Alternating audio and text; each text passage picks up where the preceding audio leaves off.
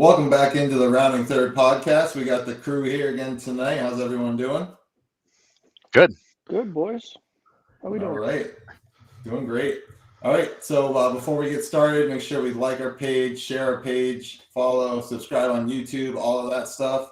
We've been getting a lot of great discussions on our questions of the week, so let's keep it up. Leading off tonight, we usually do the lockout talk, but nothing's really happened. Obviously, that's why they call it a lockout. But anyways, so we're going to replace that with a little fun segment that we're going to do.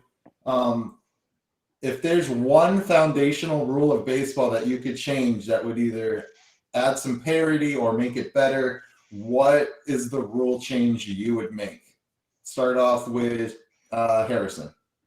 All right. So I went after a more recent rule that I really don't like, and that is the batter minimum for relief pitchers. So when relief pitchers come into the game, they've got to face, I believe it's 3 batter minimum now. It used to be no minimum. They could come in, face one guy. They could even just throw one pitch and leave. But now there's a batter minimum. So what I don't like about that is the fact that now managers are making relief pitcher decisions based on not having the flexibility to go back and get them. So many of us remember the old days of the left-handed specialist that would come in and face that one guy, throw 3 pitches and go to the showers because that was what he came in to do. Or you'd have that guy with a really nasty out pitch. He'd come in a high leverage situation, face the one batter and go. You know, managers don't have that flexibility anymore. You bring a reliever in, they've now got to stay in the game to face 3 batters, regardless who the batters are after the current one. Good matchup, not a good matchup.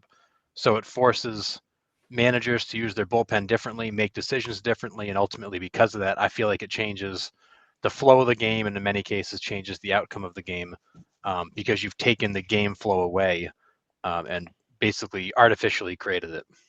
Yeah, I mean, you can come in for one batter, but that's only if you come in with 2 outs in the inning. Right. You know, so that's the only option you have of doing that lefty specialist, or like you said, that guy with the out pitch. But yeah, what would your rule change be, Sean?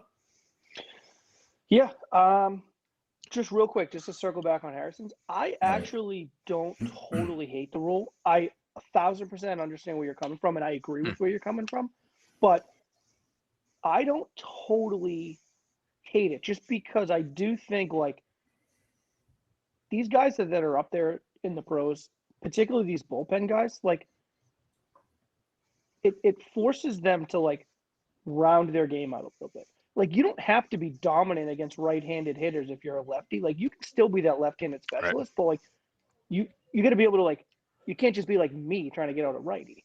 Like, you know what I mean? Like you have to like develop and work on that craft a little bit, especially down in the minors where it kind of forces these guys to kind of round out their game.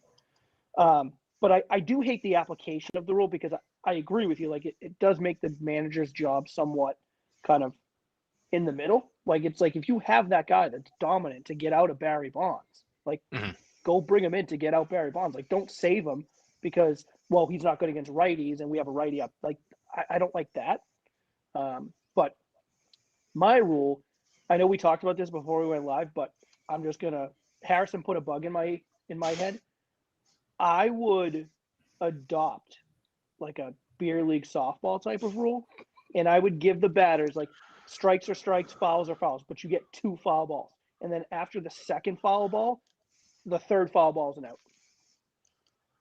Interesting. And I know that sucks because these pitchers are so it's like you're just up there battling for your life. Like I get that, but like sometimes it's just like I just put the fucking ball in play. Like let's just put the ball in play. But that's where I'd go with that. And it would cut down their swings a lot. You know what I mean? Without a doubt. You wouldn't have guys swinging from their touch hole every single pitch. You know. Right. No, you get 2 strikes on. You start thinking about actually choking up and making contact versus just trying to hack away, stay alive to catch a mistake. Dude, you see some of these hacks on 2 strikes now, and they're literally screwing themselves into the ground, dude. So bad. There's no such thing as choke and poke anymore. Right. No. They don't care. Right. I can't imagine being on the major league bench and being like, hey, choke and poke here, and they just look at me like, what? Yeah.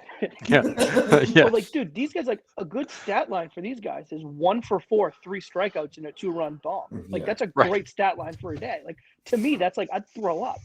Yeah, absolutely. You know, to get up there and have 3 empty at bats that end in strikeouts to me is nauseating. Yeah, you didn't even put any pressure on the defense. You didn't make anybody work. Right, Didn't like- even make them earn it. right, You just hacked right. and missed. And a guy going 1 for 4 with a 2-run dinger's making $20 million a year. And 3 out of 4 times up, the defense could have laid down and it wouldn't have mattered. It's unbelievable. It stayed in the dugout. You know, Yeah. gone are the days of the guys that actually just like tried to put it in play with 2 strikes. Now, if it's either the approach doesn't change regardless of the count. Yeah. Crazy. Mine would be, we got to move the fence back. I mean, they're not going to change the approach to hitting. You move the fence back 40, 50 feet. That's going to make a difference. I know it, every stadium. I don't care what it is. I mean, put the Green Monster on Mass Ave. I mean, seriously, these ballparks are way too small for these guys now. I mean, Coors Field could be 600 feet all the way around and people are still going to hit bombs out of there. But, I mean, some of these Yankee stadiums, right field, that's a joke. That's, 310 with no wall. Right. The Crawford boxes in Houston, that's a joke. Move those back. Yeah, it's a pop-up. Yeah, I mean, I get it. Like, you know, they have building stipulations. There's streets behind them. You know, they only have like a block to work with, whatever. But, I mean, these guys are just too big, too strong, too fast. Like, you got to do something to bring back the old baseball instead of this just sitting back and cranking. I don't disagree with you. I don't disagree with you at all. Yeah. You know, and I think probably out of the 3, like that would be the most realistic one. Yeah. Do you know what I mean? Like that would be a realistic one that I could actually see trying to do some variation of that. Like let's just, you know, the dimensions of the ballpark, it's just too, I don't want to say it's too easy because baseball is the hardest sport ever, but it's just, it's too, I don't know. I'm with you. I mean, you look at Comerica Park. I mean, it's 340 down the lines and then 420 to center. I mean, you give me that league wide, we're in good shape. You know, I mean, but I mean, look at some of the old ballparks. Look at like the Polo Grounds and Forbes Field. They were like, you know, less than 300 down the lines, but they were 450 to center. So unless you pulled it right down the line, those fences shot like straight out and then came back around. And I mean, you had to hit it a long way into the gaps into center field to get it out of there.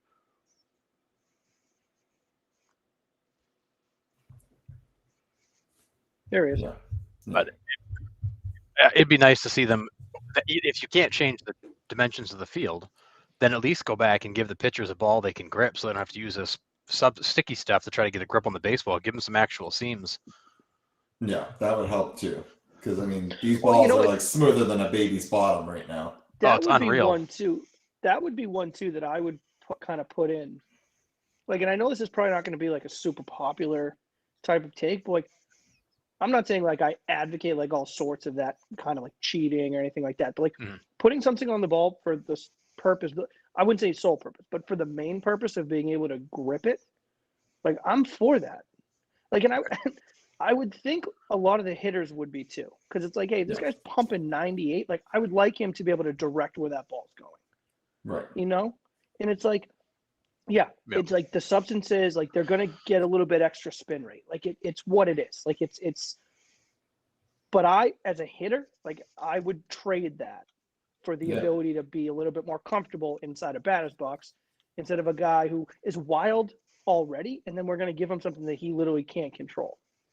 Right. Like as soon as they took the sticky stuff away, did you see the number of cheek protectors that came out? Dude, all the hitters had that cheekbone protector. Because I mean, what else are you gonna do instead of the softball cage? Right. 100%. But seriously, like I'd do that. Dude, imagine if like Randy Johnson didn't have stuff he could put on his hand. Like he was already all over the place. I can't even imagine not being able to put that. It's nuts. But like, think about it, dude. Like, I mean, we played, like I played like high school. You guys played college ball. Like we are not even close to the level that these guys played at, right? And like part of the game, and it's gone away in like the recent years of baseball, but still it's ingrained. Like part of the game, like when you're on the mound, it's like you got to own the plate. Like that's your plate. You back guys off. It's strategic. Like if I'm a hitter, I know that there are some crazy guys out there like fucking Jabba Chamberlain that would throw at you for no reason. Do I want a guy like Jabba to have no control? A guy like Clemens Clemens could put the ball between a donut anytime he wanted because he had control of the baseball. I don't want this guy, a crazy guy that's going to aim for missing my head. Instead, he's going to hit me in the head because he has no control. Fuck that. Yeah, and actually, just put I put a link in the chat. There's a really good article, then video that Trevor Bauer did about the sticky stuff on baseballs and why they do it and how they do it and how it all works. I hate him though. Insert inappropriate joke here. I'm in no way endorsing Trevor Bauer, but he did a really good job explaining the whole thing behind the sticky stuff. But also he makes a point in the video that's really good, which is basically like, I'm going up there and I'm throwing 95 plus miles per hour. And I don't always know that I can control this baseball when they give it to me and it's as slick as it is. He goes, I don't think hitters want to hear that. So, there's a safety component to it as well. Yeah. 1,000%. Yeah. All right. So that was kind of a little fun segment there. I like that. Good. All right. We are going to move on to the 5th inning showdown here, where this is going to be a little fun. So we kind of came up with this little debate about Maddux, Glavine, and Smoltz. And each one of us, we randomly got picked to defend one of the pitchers to see who is the best out of the 3. So Harrison has Maddux, Sean has Glavine, and I have John Smoltz. So let's start with, probably the heavy favorite. Let's start with Gregory Maddux. All right. So let's just, I feel like I was given the obvious. Can I option? give an unpopular opinion before we start the 3? Absolutely. All right, let's see it. So I have obviously Tom Glavine, who's the guy I wanted. So when I got randomly Tom Glavine, I was like, this is perfect.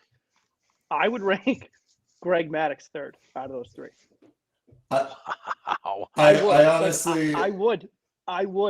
Nick, tell me I'm crazy. I would. You're crazy, but my guy's first for sure. Oh no, no, that's not true. But I would put Maddux 3rd. No way. I would put Greg Maddux 3rd, and I realize that's crazy. That's crazy, but I would.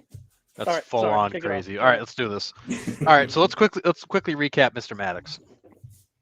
So career win-loss, 355 wins, 227 losses, career ERA of 3.16. Guy struck out over 3,000 batters, a career whip just over 1 at 1.14. Here's a frightening stat, though. He faced 20,421 batters in his career. He only had 310 3-0 counts, and 177 of those were intentional walks. So he only went in 20,400 batters. He only had 133 unintentional 3-0 counts. It's absolutely mind-numbing to think about that. That's less than 1%, right? It's got to be. It's less. It's less than 1% of at bats went to 3-0. Crazy. The guy won the Gold Glove pretty much every year for a 12-year stretch.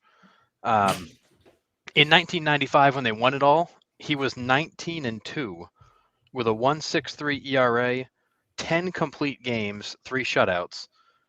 He gave up 147 hits in 209 innings, struck out 181 batters. I mean, in 95, he literally, for stretches of that season, carried the Braves because he was just absolutely untouchable on the mound. And the postseason, he was 11-14 career with a 3.27 ERA in 35 appearances. So, I mean, wins losses he can't control, but basically when he started, he was going to give up 3 runs or less, almost guaranteed, and they managed to lose half of his starts. Not on him. And then lastly, in his career, he's 106 WAR. Glavine was 80. Smoltz was 79. So when you look at the body of work, when you look at the consistency over such a long period of time and the dominance he had at his peak, I mean, Maddux really was the Braves for about 4 or 5 seasons. He was utterly dominant, while the other guys, although albeit good, I don't see how this team gets to where they get to without Maddux. Dude, how frustrating for all those hitters too. Like, just the guy that stands up there, barely can break a pane of glass, but just completely just lives on the black. The baseball never saw any part of the white part of the plate ever. And Crazy. He didn't throw a single pitch straight. Everything moved. he could hit a dime hanging off the backstop. You Yeah. knew what he Well, that was was going the to crazy throw, thing. and it didn't matter. You still weren't going to hit it because it was going to be placed in a way that you just couldn't. And that was the crazy, like we were talking like on the other subject, talking about like batters like being comfortable in the batter's box. Like you were uncomfortable against Maddux, but for completely different reasons. Like you weren't worried about getting hit in the head, but you were just worried that like you were never going to be balanced because you were either going to be late, you were going to be ahead, or you had no idea what was coming. Like you were just so off balance every single pitch. Yeah. It would be, talk about frustrating, like you said, Nick. Like that's maddeningly frustrating. Yeah. You That's know? crazy. Yeah, he made a lot of really good hitters swing and miss and look foolish on pitches Oh, ridiculous. because of the way they moved, because of where they were placed, or because of the way he changed speeds when you wouldn't expect it. He would pitch you backwards. He'd start off speed and throw you all out of whack, and then he'd, throw his massive 91 mile per hour heater right by you. And the guy he had precision control of 3 A+ pitches and a 4th, A level pitch, and it just didn't matter. There were very few guys that really squared many balls up against him. Yeah, when I think of Maddux, because I watched the Braves growing up, and like I just picture that two-seamer just right on the outside corner every time, bang. Every time. Like left-hander batter's box, boom, outside corner. Yeah, see ya. Every time. Like every time, not swinging or anything. Hitters just pretty much tip their cap, turn around, go back to the dugout. Yeah, Yes. his two-seamer was almost like Mariano's cutter. You knew he was going to throw it, but you still knew you weren't going to hit it. Yeah. But it was one of those pitches too where like you can't swing because it had such that late break, but it was such a sharp break to it too. Like even if you swung on time, you'd miss it by 2 inches. Yeah. Because it was so late breaking. Like it really wasn't fair. Yeah. All right, moving on to Tommy Glavine there, Sean. Tom Glavine, okay, and this isn't about his baseball career. Tom Glavine was drafted in Major League Baseball and the NHL in the same draft in the same year. He played baseball. He was from Massachusetts guy, right? Obviously. I was just going to say, where's he from? Massachusetts. Yeah, he was drafted in the 4th round by the Los Angeles Kings. He was drafted 2 rounds before Brett Hull. Don't know if you guys ever heard of him. Pretty damn good hockey player. Yeah, he was all right for the 1,000 Blues. goals in his career. Yeah. So that just goes to the athlete that Tom Glavine was.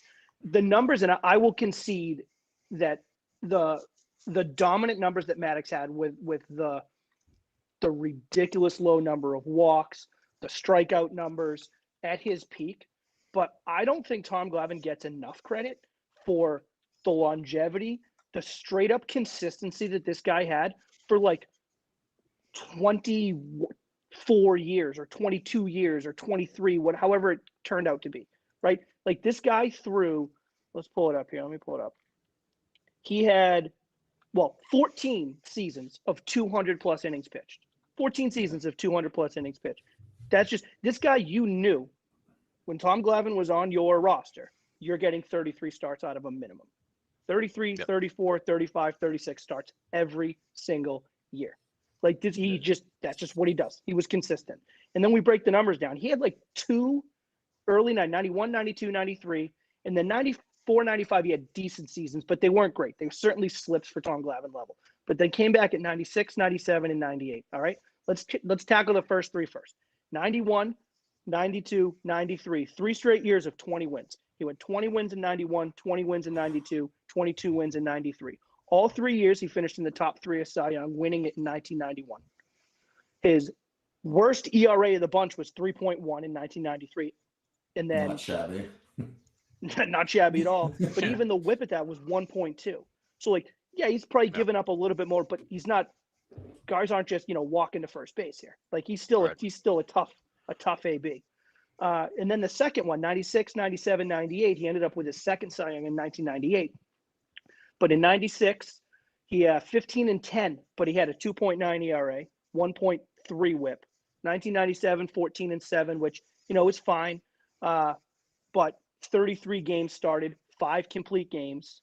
36 games started, 7 complete games in 1996. Right? So this guy was just consistent.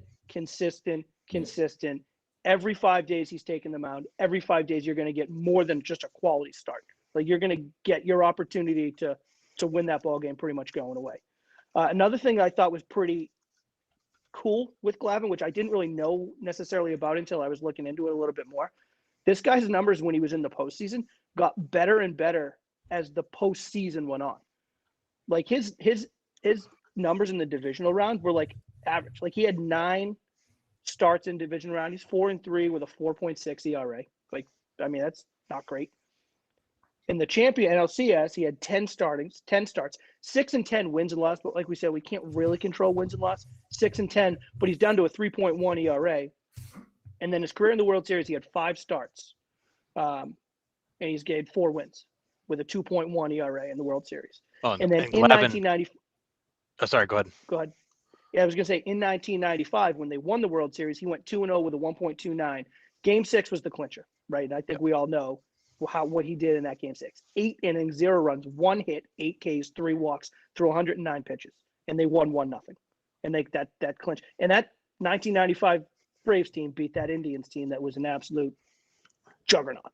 Machine. That's terrible managing because they should have had the relief pitchers in there by inning 2.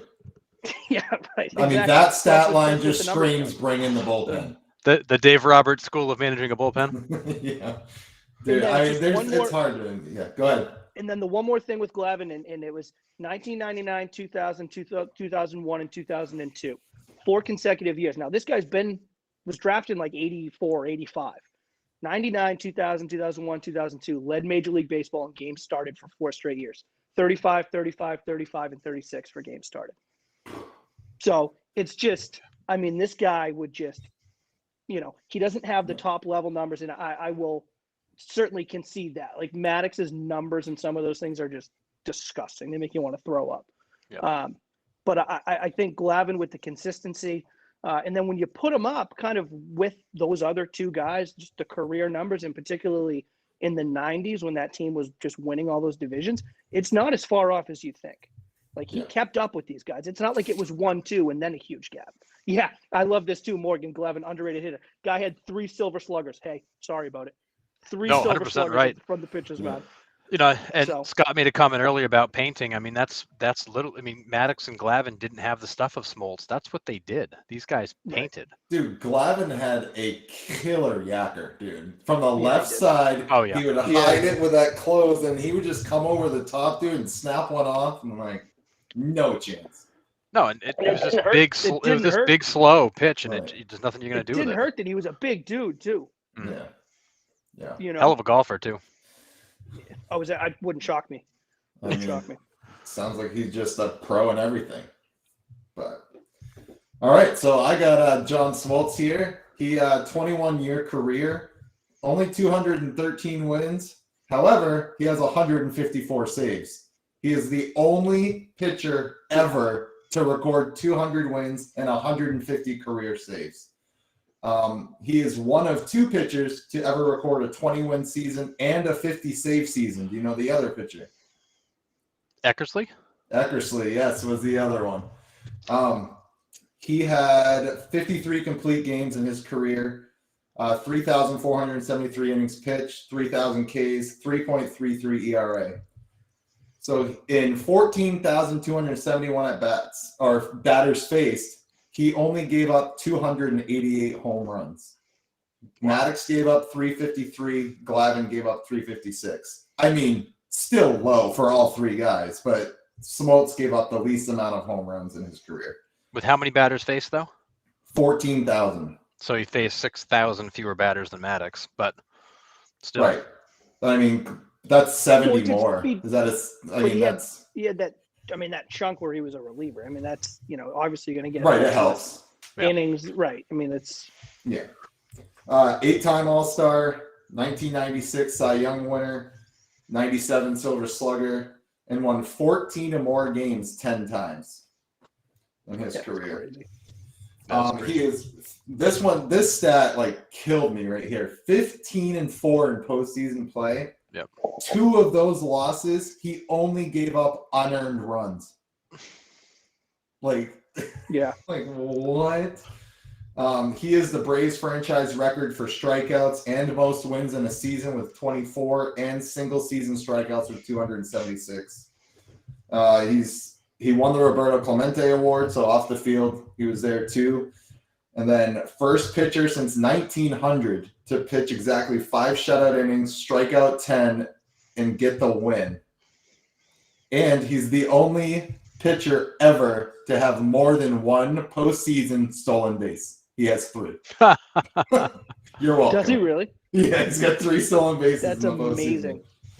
So, That's amazing. Yeah, I mean, to be a starter and then be able to go to the closing role, I mean, and be as But then dominant transition, in both.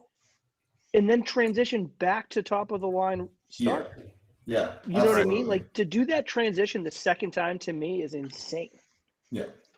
Well, Right. he had incredible power stuff, and even after the Tommy John surgery, like he might have even come back better because he pitched for a couple years with elbow that was less than 100%. Yeah. And obviously, I don't know the guy on like a personal level, but he just seems like an all-around great dude too. Yeah. And You know, and honestly, like some people hate him on the postseason podcast, and don't maybe he get it. is bad, but he just looks so good next to Joe Buck. Because I mean, Joe Buck is you don't that think he's bad. good? I like him, but there's a lot of I people like that don't. But it's just I think it's Why? because it's Joe Buck. He's next to Joe Buck. Joe Buck makes everybody look terrible. But that's my own personal opinion. But I do like him. But yeah. So I'm I with mean, Stacy. I like him. yeah, I do too. I think he's knowledgeable and he tells the game how it is, and yeah, I mean he's one of those guys that's like I'll tell you. Would you the take him nuance over to it. A-Rod? 100%. Yeah, I don't even think that's a question. No, it's not. Here's my thing with. I don't know if the hatred for John Smoltz is like he has a tendency at times maybe to like state the obvious or whatever. Like that's his job right. as the like that's his, especially as the color commentator. Like that's his job, and I think he does a really good job of like being subtle about it. Like just to switch over to sports, like Tony Romo, I think I don't get this love for Tony Romo. Tony Romo never lets the broadcast like breathe. Like there's never a moment where you just like relax. Like in between plays, he's always like hyper, and he's showing the replay, and he's and it's like, dude, relax. Yeah. Like just you're stressing me out, and like I'm here to like not be stressed out. Like I think Smoltz is really good in that respect, and it's a different game. I get baseball's much slower, but like he's just kind of, Right. you He's know, calm. I don't know how to explain it, but I think he's good. I don't get the hatred. I like when he gets into his pitch by pitch sequence because he's like, listen, he's gonna bust him in here and he's gonna dot a slider on the outside corner, and that's the stuff that the casual fan needs to hear. They need to understand like the pitcher batter battle is not boring. It's not boring just because they're not putting the ball in play. It's not boring, and the casual fan needs to start understanding that because it's like chess. I mean, sure, chess might be boring to watch, but that's what baseball is. It's the batter trying to figure out the pitcher tendencies and the pitchers figuring out the batter's tendencies and then adapting on the fly. Everything's intentional. Everything's intentional. Right. Like that's one of the and I'm things with that, you. That's one of the things that makes a guy like Eckersley so good on the air too. Although he's got crazy terminology, like he's telling you like what's happening and why, which is what fans want to hear. They don't just want to hear, you know, they don't want you to tell them what happened after it happened. They want you to tell them what's about to happen and why. Right. Yeah. So I agree. Well, so we'll go with John Smoltz first, and then you guys can fight over second and third. So I'm gonna go back to Morgan's comment from before. It's Maddux, then a big gap. Smoltz and Glavine. Just saying. I don't know if it's a big gap, Morgan. Come on now. You know what's interesting though? This is an anti-lefty podcast. That's what this is. This is anti-lefty. This is bullshit. Lefties are weird, man. They're just weird. Get out of here, man.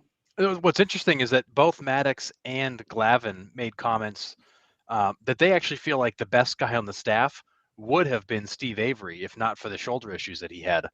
Yeah. And if you look at the stats from basically from 91 to 93 when he was up his second, third, and fourth years in the league, when he was healthy, he was absolutely dominant. He was in 91, he was 18-8 with a 3.38. In 92, he was 11-11 with a 3.2. and got 0 run support that season, just horrendous run support. And then in 93, he was 18-6 with a 2.94. He was getting better, and then he had the injuries, and he was just never the same guy again because of the shoulder problems. But they actually, the big three have alluded many times to they think he might have had the best stuff of all of them. You just didn't get to see it. And one of the best pickoff moves I have ever seen. Steve Avery's pickoff move was disgusting. Like, he made Andy Pettit look like child's play. Like, dirty. He did that step off, like, sidearm snap throw to first at like 95 and just see it. Yeah, throw back a BB. to the dugout you go, buddy. Nice try. Yeah, like, just would throw a BB quick. Over there. Crazy. All right. Well, since we don't really have a neutral ground here, I guess we'll take Morgan's answer as I don't know the results, but I don't agree. Another one. Nice job, Morgan. Well done. All right. Nice. So now we're going to move on to our 7th inning stretch. We have gotten to the top 5. Woo! So the top 5 organizations of all time. Everybody knows we've kind of ranked them a little bit differently, but we are in the top 5, and here we go. So, Sean, number 5. Real quick, Nick, before we get started. Oh, sorry. I just want to point out the fact that I am proudly displaying Dodger Stadium tonight. The Dodgers were my number 6 organization, and last week I railed on them about how much I just dislike everything about them. But I especially hate their ballpark. And I say that now that everybody can look at it empty, because Dodger Stadium feels like going to your grandmother's house. It was built in the 60s, still looks like it's from the 60s. It's tacky as hell. Nobody likes it, but they go anyways. Because this ballpark, the weird metal roofs, and it looks like it's straight out of the 60s when it was built. And it's just missing the shag carpet, and nothing's changed. I mean, that grass looks like shag carpet, and it probably smells like your grandmother's house too. It smells like old cigarettes and coffee or something. But this ballpark is a dumpster. Yeah, I agree. All right, so we'll go with number 5, Sean. Who do you got? Very fitting. I had the Atlanta Braves. Nice. Number 5. They're young. I think they do a good job, like currently with drafting, developing players. You know, guys like Freddie Freeman obviously is right up there, but just kind of leading that cast. I mean, for the past 6, 7, 8 years, they've always had some good young talent kind of infused in the roster. But, you know, some really good history going on there too. I know they really only had the one World Series with, you know, that big 3 that we were talking about. But they had like the 6,000 consecutive NL East titles. You know, I just good history. You know, obviously Hank Aaron, big part of that, the history of that organization. Great city. I love the city of Atlanta, and I always feel bad for Atlanta fans. You know, when it comes to, thank you, Stacy. Feel bad for where it comes. You know, for their lack of championships. Obviously, they were able to get one here. But I like the Atlanta Braves. I think they're a great franchise, historic franchise, good young talent. I love their manager, current manager. So I'm sticking with the Braves in the top 5. I absolutely love that Stacy still has a vendetta against me. So I'm you dumped on the wrong teams, man. Apparently, absolutely. You know what? I'm going to put the Mariners 35th out of 30 just for that. I'm just kidding. Please keep watching. Yeah. Harrison, number 5 for you. Just so for the record, I had the Braves at 8. I love the Braves, and Sean nailed that one. Number 5 for me was the Cubs. I mean, Chicago, the allure of Wrigley Field, the history, the prestige of the organization, the white pinstripe uniforms, the day games, the Chicago Cubs are one of the all-time iconic ball clubs, and there's still a great market, still a great ballpark after all these years. You know, it's an experience. It's a it's like nothing else. You know, watching the Cubs, being at Wrigley Field, being around Chicago, it's all about the Cubs. So Cubs for me is number 5. I am going to get some absolute backlash for this one, but at number 5, I got the Red Sox at 5. Wow. Yeah, I got Red Sox at 5. 9,700 wins as a franchise. 11 Hall of Famers. 9 for 13 in World Series. But let's be honest, that 90-year gap in between kind of hurts. Oh, And it's a few then- years. It's just a few. They do have 25 playoff appearances, so not terrible, but again, like, I mean, there's that 85-year gap where nothing happens. So it's 11 Hall of Famers is hard to turn down and almost 10,000 wins, but that's the reason they're number 5 on my list. So, yeah. Okay. Number 4, Harrison. Number 4 for me, San Francisco Giants.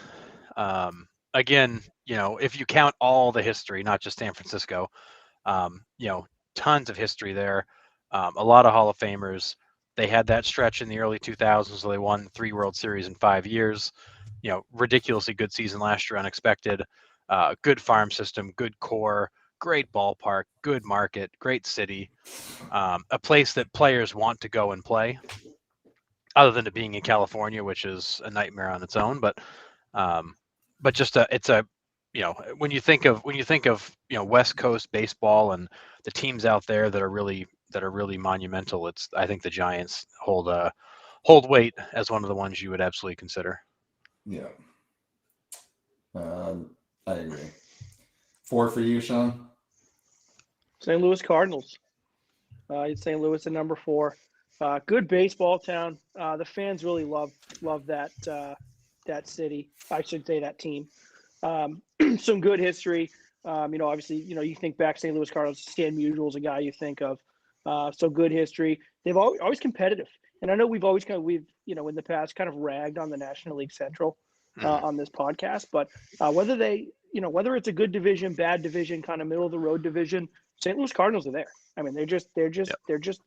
They're consistently battling and oftentimes winning the division, especially the past 20 years. I think they've done a good job picking, good managers. You think Tony La Russa did such a nice job for them in the early 2000s. Mike Matheny, I thought, was underrated for what he did. Very I know much. he had a really talented ball club, but what Mike Matheny did in that city for them, I thought was really good. One of my guys, I love Yachty. I will always love Yachty. I think, so they've got really good players, really rich history. It's a great place in the Midwest to watch a game. So I got them in the top 5 there at 4. Yeah. Cool. Number 4 for me, I got the Brooklyn/LA Dodgers. 11,000 wins as a franchise, 14 Hall of Famers. I mean, there's big names on there: Don Drysdale, Koufax, Tommy Lasorda, Pee Wee Reese, Jackie Robinson, Snyder. I mean, you go down the list. 7 for 21 in World Series. That's why they're a little bit low in the top 5. The 35 playoff appearances as a franchise, but I mean, 7 for 21. You've been to the show 21 times and only come out with 7 victories. That hurts. That hurts a lot. I mean, you would think you would win at least half, right? That's what the numbers would say. Yeah. But that's not even close to half. So they're consistent. They went to 3 in a row over the last 3 years and only won one of them. So right. Yeah. Yeah, that's true. That's your 33%. Yeah. Consistent. Yeah. So they're at number 4. Just a ton of history there.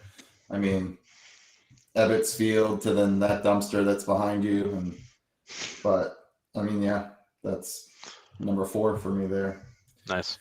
At 3, I got the San Francisco/New York Giants. So 11,000 wins there, 15 Hall of Famers. Some pretty big ones there: Juan Marichal, Mays, McCovey, Christy Mathewson. Tons of history in this organization. 8 for 20 in their World Series, so a little better, but not by a whole lot. And 27 playoff appearances as a franchise. So Giants are 3 for me. Nice. Good point by Morgan. 33% normally is pretty good success in baseball, but for batting average, yes. For World Series wins, not so much. Yeah, absolutely. All right, number 3 for Sean. I'll make that easy. I had Dodgers for 3, so pretty much just backing up to all the things you just said, Nick. For you had them at 4. I mean, it's tough to ignore the history that franchise has. Yeah. I mean, all else set aside. I mean, it's that's the franchise, the Jackie Rock. I mean, it's all of it. Yeah. So I hate them. I despise the Dodgers. They're the Yankees of the Same. West. Like Same. Yeah, but universal. I mean, you can't really put them. I don't think much lower than that. No. Yeah. Nope. All right. The Harrison 3. 3 for me is the Cardinals. So echoing a lot of the same things Sean said. I'll never forget the first time I traveled to St. Louis for business years ago.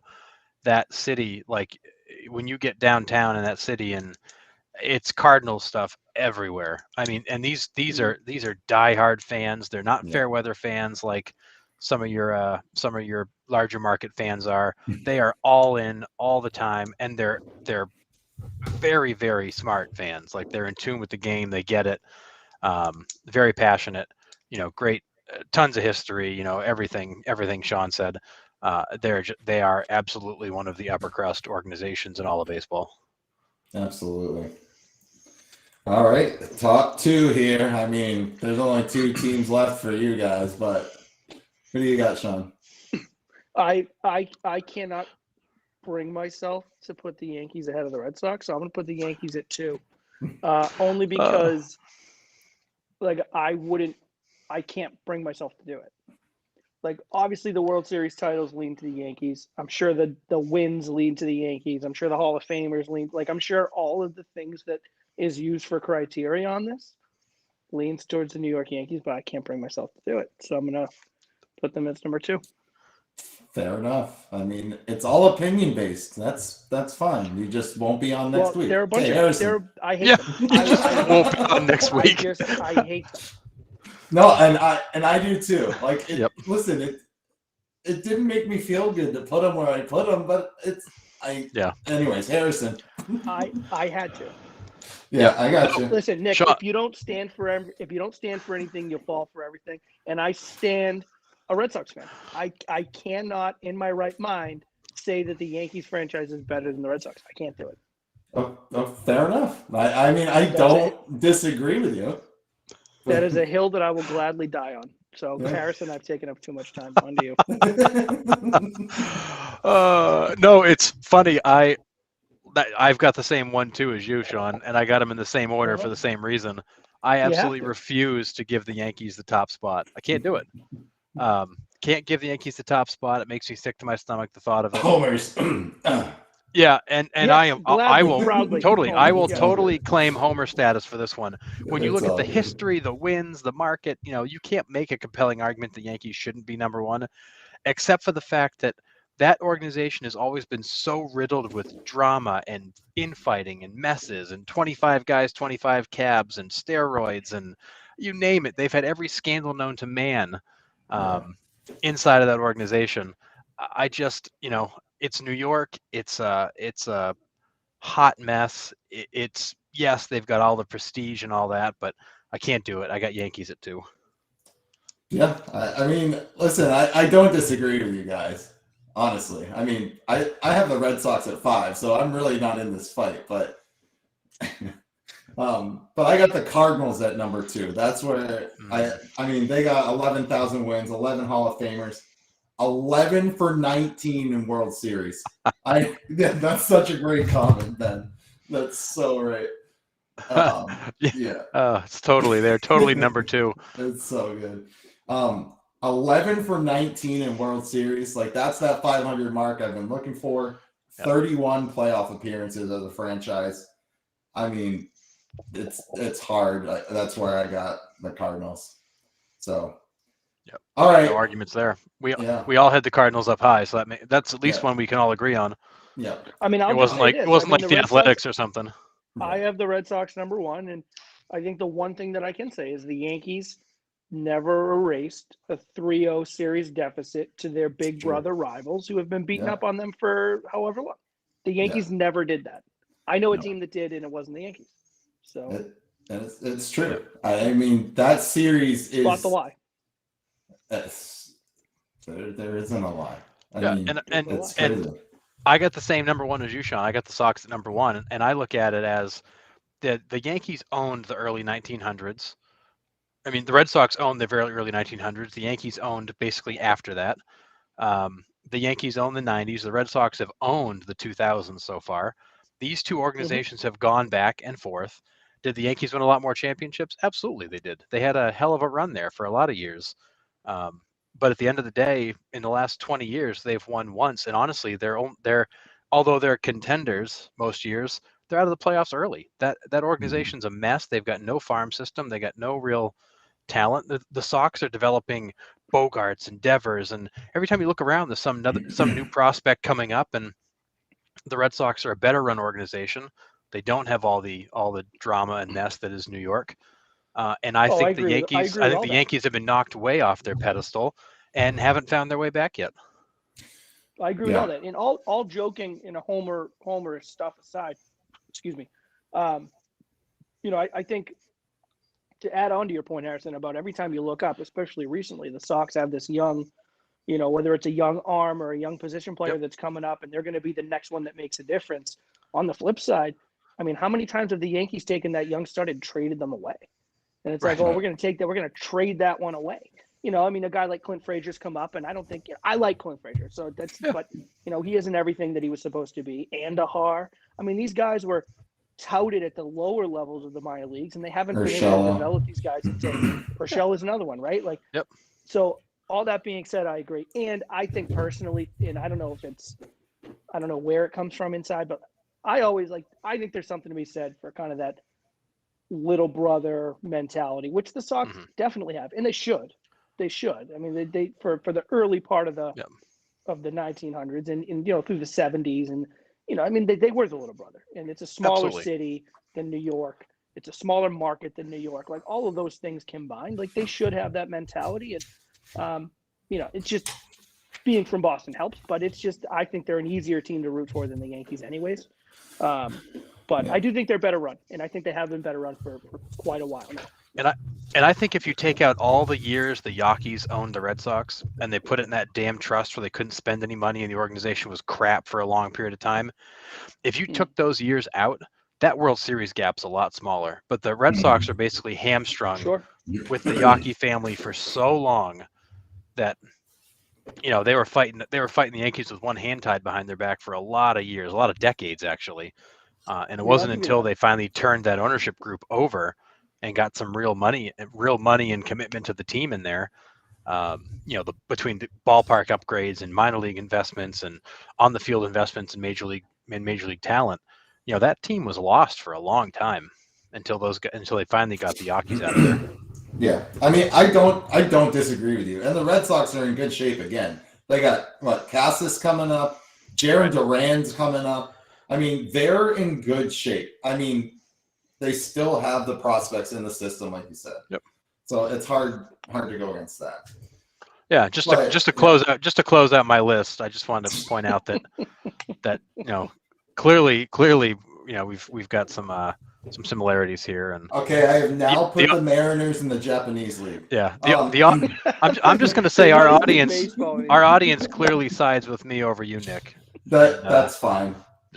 I guess I'll be doing this show alone next week, so that's fine. All right, so obviously my number one, as it pains me to say, is the Yankees. 10,500 wins. I know it's a snooze fest. I get it. But it hurts. 21 Hall of Famers, 27 for 40 World Series. They've been to 40 World Series. I know. And they've been to the playoffs 57 times. Yeah, it's stupid. I mean, it's just on my criteria. Stupid. I couldn't. I mean, the next closest is the Cardinals at 31, and it's like it's they made the playoffs 26 more times. It's just, if I'm going on modern day, no joke, it's the Red Sox over the Yankees. Yep. Because they are everything you guys said. Like they're better run right now. I can't with Stacy. Okay, we're gonna move on. So Yankees number one. What did Stacy say? We should probably read this on the show. Go ahead, just do it. Yeah. I'm getting booed right off the show. My own show. I'm just gonna leave this here for a minute. Let the audience soak it in. Okay. Anyway, so yeah, you can leave that there, and I'll discuss our next our next segment we're going to do. So 7th inning stretch going forward, we're going to do like a Mount Everest of each team. So what Mount we're going to Rushmore. do. Mount Rushmore. Mount Rushmore. What did I say? Mount You Everest. said Everest. Same thing. So Mount Rushmore of teams around the league, but we're each going to take one. So like, for instance, we're going to start with the AL East, and then we're going to spin a wheel and see who gets what team. And then we will start that countdown for the next 6 weeks here. So we'll start next week with the AL East. And I think Harrison has the wheel. We're going to do this live here. I do. Let's spin this wheel. All right. So this will be for Sean. All right. Who's Sean getting? If I get the Sean Yankees, I'm is- quitting. Yeah. Oh, you get the. Give me the O's. Give me the O's. Oh, no way. Orioles. Orioles. All right. Orioles. All right. I'll take the O's. Oh, hold on. Let me write this down here. Yep. So I'll Sean's take got the the Orioles. So, Okay. yeah, I'll do that. I got you. I like the Orioles. All right. I thought so, I was so hoping you were going to get the Rays. That would have been awesome because that's going to be tough. all right. So I mean, I already have it. Fred McGriff, Wade Boggs. I already Yeah, have it. true. It's all the original guys. Okay. Harrison, go ahead. This is for you. All right. And we got the. Oh, all Ooh, right. this is a Blue good Jays. one. Blue All right. Jays. I can That's a work good with that. one. All right. Yeah. Two So birds out Harrison's, there. Harrison's got the Blue Jays. Well, let me guess. He's I'm gonna going to get get the the Yankees. stinking Serves you right. Yankees. It does. Serves you right. No, Oh, he's going to get the Give me Rays. the Rays. Nobody that's gets the- Red Sox or Yankees. Wow. Oh, no. You guys are going to go. You guys will get 2 teams. I'll only get 1 this week. Whoa, whoa, whoa, Oh, whoa. all right. Yeah, All we're right. going to do all the teams. All right, here we go. Yeah. This So is Sean's for second. Sean again. 50-50. Who's he got? Oh, He's got the Let's really? go. Let's go. Really? All right. All right. Let's see, who am I going to get? You're probably going Oh, to it's looking like Yankees. Nice. All right, so I get the Sox and the Birds. All right. All right. All right. That was Those probably- are the teams. That was riveting podcast stuff right there. Woo! Big time. All right, so we got Sean with the Orioles and the Red Sox, Harrison with the Blue Jays and Yankees, and me with the Rays. Okay, thanks, Ben. You're backing me up a little bit there. I like that. Not You really. have to stop listening to the podcast. It's like- Okay, cool. I didn't read it I'm all like, the way did you through. read the whole comment? I'm I like, was going don't to say, think wait you a did. second. I don't think he's got your back here. I can't. I think I'm just gonna sign off. Enjoy the rest of the show, fellas. It's going to be the Sean and Harrison show before you know it. Goodness gracious. We got to do what the people want, Nick. I guess I gotta stop with all these hot takes. I'm glad I didn't say no tagging up in that first segment. I would have totally lost Oh, the I know. audience. That would have been full on mutiny, I think. All right, moving on to rounding third. This was kind of cool. We got a good amount of responses here. We got a best pitcher and batter showdown that you would like to see. We'll start with the viewer submissions here. Ken Sawyer said Bob Gibson against Barry Bonds. Good one. Yeah, I mean, 2 absolute studs, top of their games. I mean, hard to discuss that or hard to, disagree with that one. Nick from the SOS podcast said Shohei Ohtani and Babe Ruth both ways, which was very that's interesting. clever. So that's That is cool. clever. I like that. I like that. That's clever. And then he said DeGrom versus Bonds. That would be a crazy matchup to see. That would be. Yeah, it would. Um, That would. Chuck Spencer said one kind of a little different. But he said Raleigh Fingers against Cal Ripken Jr. That would be a really interesting matchup there. Doug said DeGrom versus Mickey Mantle. That's Good one. another, Okay. hard to do that. Ben Goodwin said Pedro versus Ted Williams. Yeah, that's a good Crazy. one. Yeah, That's a really good one. yeah. So what about You take a guys? guy like Ted Williams. Oh, yeah. You take a guy like Ted Williams who literally calculated what his average would be if he got pitched in the same spot. Like, this guy was such a before his time technical approach to hitting. And then you got a guy like Pedro who would set guys up like no one I've ever seen. Like Yeah. that would be a Yep. fun one to watch, especially if it would be like a game. So if like Ted Williams got like 3 at bats, right? Like I know Right. that's kind of it's not the full question, but like imagine if Yep. it's like, so Pedro gets to set him up in the first inning and then they meet again in the 4th and then they get a third bat in the 7th. Yeah. You know, like you give Ted Williams 2 opportunities to see him. Like that'd be a fun one. Right. My all-time favorite exhibit in the Cooperstown? Hall of Fame in Cooperstown is the Ted Williams strike Yeah. zone graph. Yeah. It is yeah. insane. He has the baseballs that would take up the entire strike zone, and he has the average that he would hit in every single zone. Like it's incredible. It's my favorite. He actually created the concept of understanding how you hit in all the zones. Now we get the graphic on the screen showing the hot and cold and where they hit in the different zones. Like that was Ted Williams was basically doing that on notebook paper way back when, calculating his own splits off of that. So Yeah, crazy. I mean that matchup I think is one of my favorite there. But yeah, so that was actually my choice. I picked 1999 Pedro Martinez versus 1941 Ted Williams when he hit 406.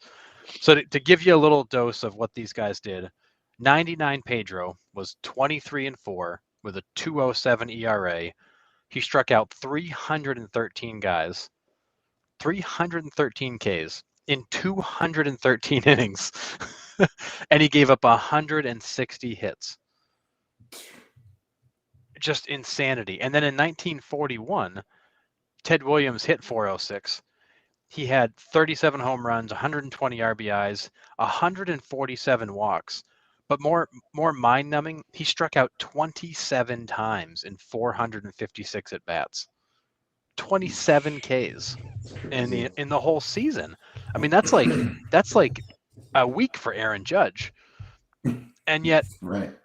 27 Ks over the whole season. So you've got probably the best contact power hitter of all time going against the number one swing and miss pitcher, one of the number one swing and miss pitchers of all time. I mean, I'd put my money on Pedro because I just don't think Ted Williams saw stuff like that in his day. No.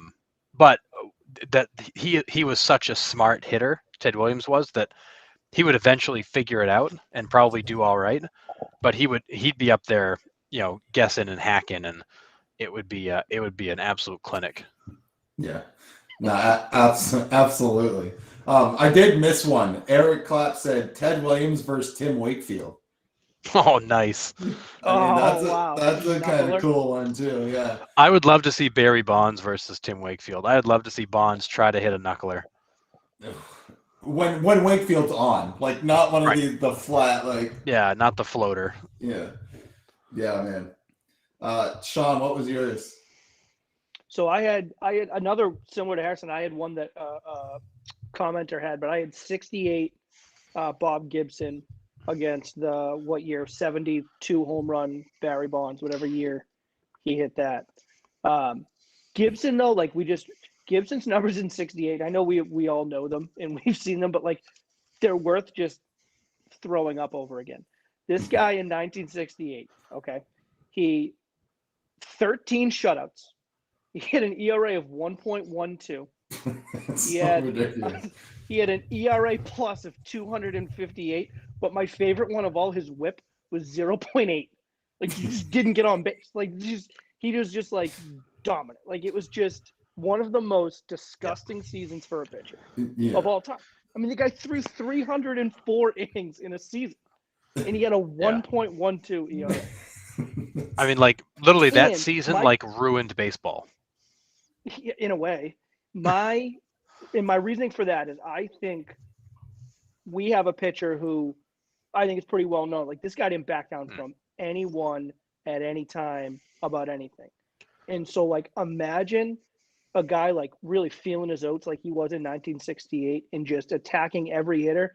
And then Barry Bonds, who was probably like the greatest ambush hitter of all time. Like this guy never saw a fastball he didn't want to hit to fucking Jupiter. Like I feel like that would be like just a really fun one to watch. Yeah, absolutely. Like just a guy attacking Barry Bonds and Barry Bonds just sitting there just licking his chops waiting for it. Yeah, I mean, I can't even imagine seeing that. Just the power out of both of them. I mean, just that would be a fun one. Yeah. So I went a little bit cartoonish on mine, if you will. I have the round mound of sound, Bartolo Colon versus Prince Fielder or Cecil Fielder. So combined weight, weighing in at 750 pounds. You got Bartolo on the mound, Big. and then you got Prince in the box. Yeah. I mean, like big against big, sumo against sumo. Yeah. El Guapo, I mean, big sexy there, Bartolo. Are we talking crafty like New York Mets Bartolo, or are we talking like Cleveland Indians like '96 Bartolo? Yes. Because those are like two entirely different pitchers. And you're right. I think the crafty one, I think Prince and Cecil absolutely hammer him. Yes. I'm just doing it more on the visual factor instead of the actual result. Because how about we just do the crafty looking Bartolo with the fastball of young Bartolo? How about we do that? We mix the Bartolos together. And the career home run he had in New York, dude, that was hilarious.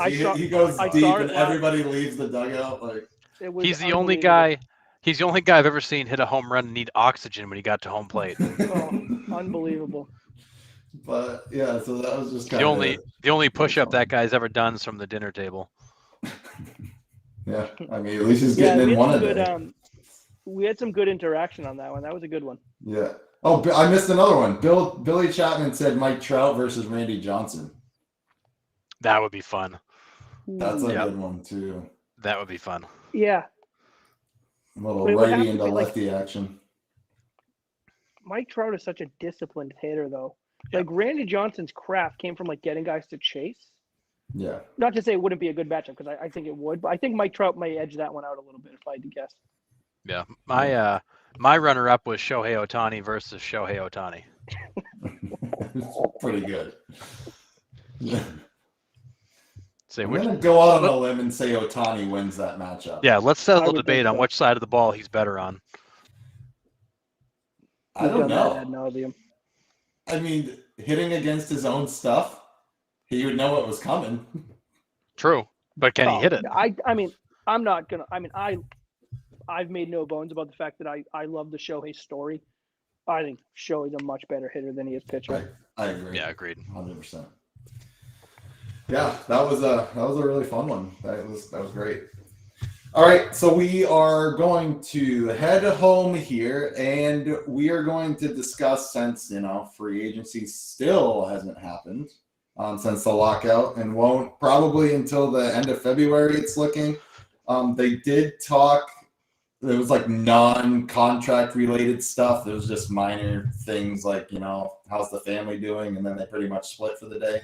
I think that's the only meeting they've done.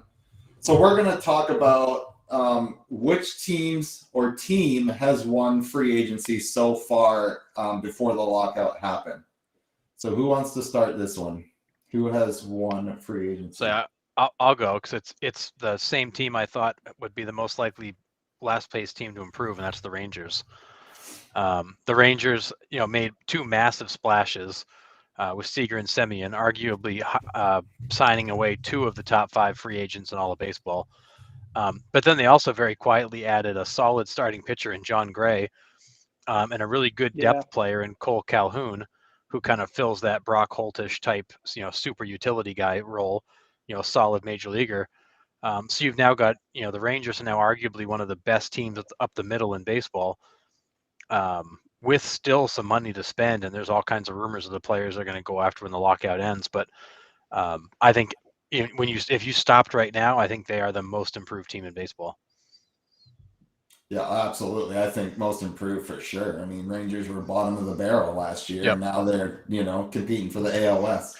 Yeah, they got a good, young, solid core, and now they've got, 2 rock stars in the middle, and then a couple of other really nice pieces to add on. So they've done a lot with those 4 signings. Yeah. Sean, how about you? Who do you think has won so far? I mean, I kind of know where this is going, but go ahead. You got to go with the Mets. Yeah, you go get a guy like Scherzer on its own. I mean, that puts you in the top 5 of, winning free agency, so to speak. But the other additions, Mark Canha, right? That's Martin, a big one. and then Buck, and then going up and getting Buck, who I think we all agree was really the only correct choice for them to make at manager, right? I mean, I don't know who else is talented out roster there, now. right? But it's not even about who else is out there, though. It's like it's almost like it made too much sense. It was like, don't be stupid and overthink this. Like if a guy like Buck is out there, and the information out there was that he was certainly open. He wanted to come back. He wanted to manage. He still thinks he has years left in his career. Like all those things were out there. Like this is a guy who has had some really good success in Major League Baseball. I know he hasn't won a World Series, and I know I'm hearing some Mets fans talk about that as far as like they're upset with the whole Buck thing, which I think is crazy. But this guy is everywhere he's been. Like his teams have been contenders. His teams have been in there for the division. I mean, the last time the Baltimore Orioles were legit and they were a team you had to worry about, Buck was riding the bench. Yeah. I mean, he's just in players that have played for him before, like you hear nothing but good things. At least I've heard nothing and read nothing but good things about players that have played for him. And one final thing I'll say about Buck, I don't know who it was. It was a former player. It was on Twitter. I was just scrolling through, and he said it was probably on Saturday, about Buck, and he's like, Mets fans. So it was a 3-year deal. I think it was what he signed officially was announced. He said for the next 3 years, the New York Mets fans will not have to worry about being outmanaged in a game. And that's something Mets fans haven't been able to say in probably a long time, right? Yep. I mean, even in 2016, they went to the World Series. They lost to the Royals. I mean, Terry Collins was fine. Like, I guess, like he did all right. But like, you were not going. You didn't go into every series being like, we have the edge as a manager. You will now. Yep. You will go into almost every series now saying, you know what, our manager is going to do the right thing. He's going to have the guys ready to go. He's going to make the right moves when they need to be made. I mean, it was just the right choice. So I think the Mets so far, they've got to be that number one team. Just the talent they added, that top of the rotation guy in Scherzer. I mean, people aren't talking. Carlos Carrasco's coming back. Jacob deGrom hopefully stays healthy. I mean, I know it's a big thing with him. If Taijuan Walker stays hot, you add Scherzer to that. Like, watch out. Yeah. Well, I think you nailed it too. I think Buck Showalter might be the kind of the final piece because you've only got Scherzer for a few years. The window's now. You can't bring in one of these young hotshot up and coming managers and give him 2 years to figure it out. You need somebody who's going to hit the ground running and have this team up and ready to go into the playoffs this year. So he's the right call. Yeah, I was leaning back and forth. I was, I mean, what the Rangers did, no doubt, was what they needed to do. They needed to spend. They needed to get there. They needed to compete. It's been too long. I mean, not crazy long. I mean, they were in the World Series, like 5-6 years ago, maybe. But still, I mean, and the Mets, another signing that we haven't announced yet is Eduardo Escobar.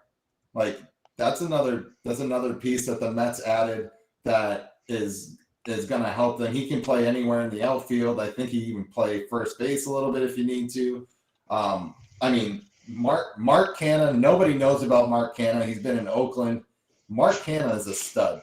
He is good. Guy's an animal. He is a good ball player. Yep. Yeah, absolutely. And I mean, you take the two best pitchers in the game right now, DeGrom and Scherzer. If both of them can stay healthy, it's lights out. I mean, even if the Mets split every series for the year, I mean, obviously they're not going to do that, but I mean, it's just crazy. You're going to win 2 out of 3 games with those guys in the series. Like you're in good shape. And that could be one of the best 1-2 punches in baseball ever. I mean, you think about Pedro and Schilling, and you think about the days of Johnson and Schilling. Right, Johnson and Schilling took the D-backs there, and I mean, those are pretty impressive. Clemens and Pettit, what they did together in New York for a while. There were some pretty impressive 1-2 punches, but you may not find a better 1-2 punch based on pure stuff than what those guys have. And to your point, Nick, who in the hell is going to want to face them in a 5-game series where you could face those two guys three or four times in 5 games. Right. I mean, no thanks. Yeah. Roy Halladay and Cliff Lee, another good one too. That was a good one, yeah. But yeah, that could be maybe a right. different show there. R.I.P. in peace, Roy Halladay. Oh man. Yeah. I got to see it. It was speaking of pitcher batter matchups in spring training on college. We had college spring training in Florida.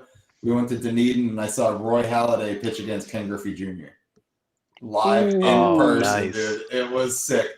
And Griffey took him yard, like hard. Oh yeah, Of dude. course Took he him did. yard. Of And course he then did. we went out of the stadium in like the 7th inning, and a pitcher on my team ended up finding the home run ball. Nice. But, That's yeah, awesome. dude. It was tanked. It was crazy. But I mean, it was really cool. Yeah, one of my all-time matchups that would probably finish third on the list was the Billy Chapman versus Nick Arno matchup. I'd love to see that one. I actually do believe it happened. It happened in the senior all-star game in the state of Maine in Bangor.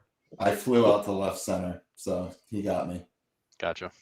Fair I enough. don't know if I faced him in inter squad at all, but in college, but yeah. All right. Well, that will do it for today. Please like, subscribe, share the podcast, and thanks for everybody chipping in today. Tonight was a lot of fun. So It was. come back next week. We'll be back at 8. Everybody enjoy their holiday, enjoy their families, Yeah. and Absolutely. let's get baseball back here, right? Let's write some letters into the league and tell them to get off their asses and get it into gear. I've already got a letter into Santa saying I want baseball soon, so we'll see what happens. Oh man. All right, guys. We'll see you next All week. right, Thanks guys. for We'll watching. see ya. Yeah, thanks everybody.